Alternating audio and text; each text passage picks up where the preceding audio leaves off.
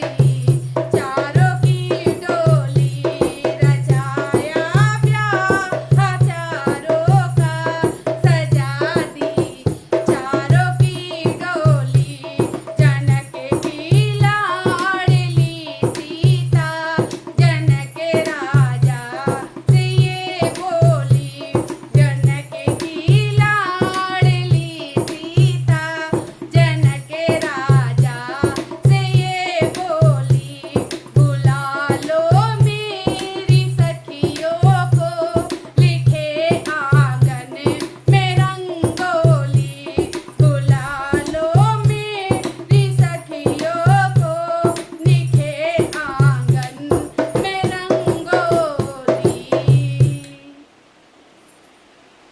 राधे राधे सभी को। और ये भजन आपको कैसा लगा? अगर पसंद आता है तो इस वीडियो को लाइक करना, शेयर करना, सब्सक्राइब करना। राधे राधे।